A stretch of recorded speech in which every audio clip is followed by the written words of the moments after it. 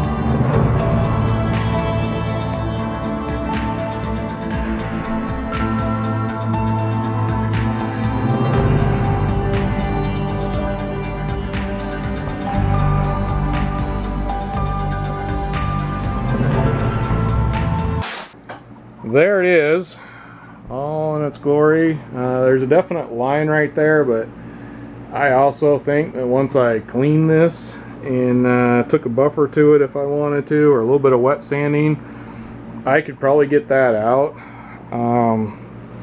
Right here, you can, it's actually worse through the camera, you can kind of see, well there, if I take the shadow off of it, you can barely see a little line right there.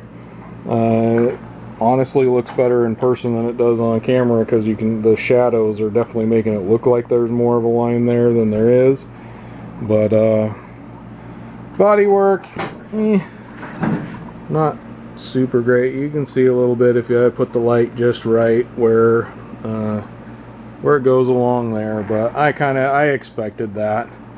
The dent that I thought would be there isn't quite as noticeable, but all in all, nobody that knows that wasn't there wouldn't know, wouldn't see it. I'm actually decently happy, especially with a rattle can paint job, how well the paint matches. Over here, between here and here, I mean, if you get the light just right, you know, you can kind of see it, but not a ton. I think a little bit of wet sanding and a good wash of the rest of it, it'd be good. I'm glad I just went ahead and taped this right here and cleared the whole thing, because obviously there is nothing there to see. And yet again, nobody's going to climb up here and see that once it's washed, or once this is dirty, actually more, you'll never see that line. So all in all, you know, is this going to last as long as a professional paint job done with professional products? No, it absolutely is not going to last that long. Will it last several years? Probably. Will it last as long as this car? Maybe. All in all, I'm happy with it though. I got to put the rest of it back together, but right there was the majority of the problems. Right here, there was a little bit of rust in here.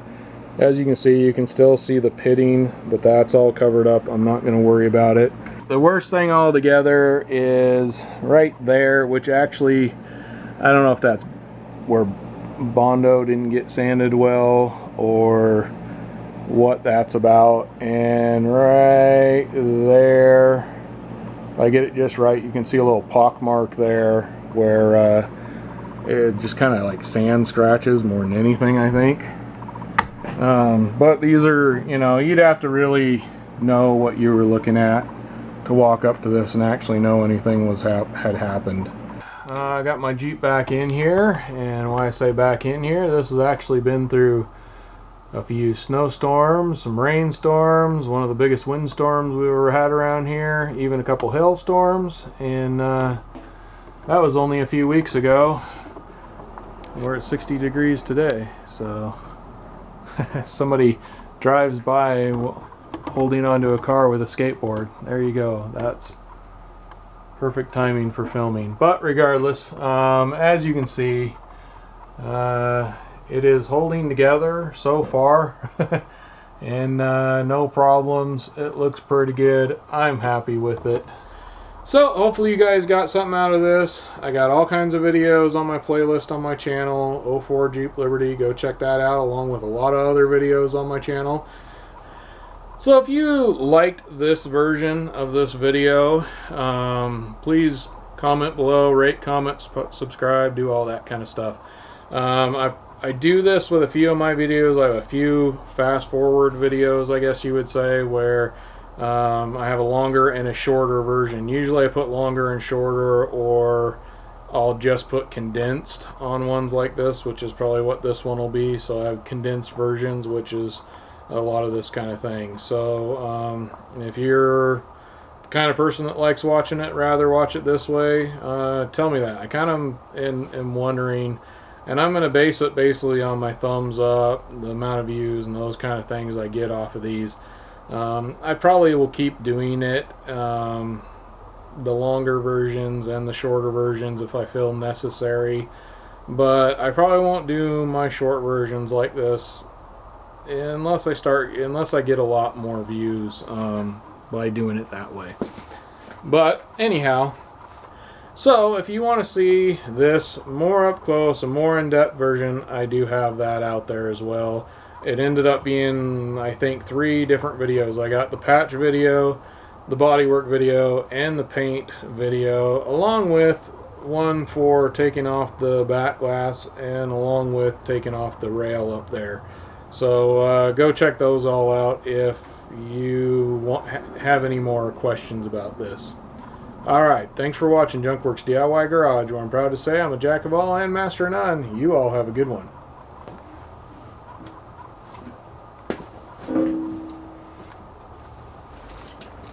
Here's this kid with the skateboard.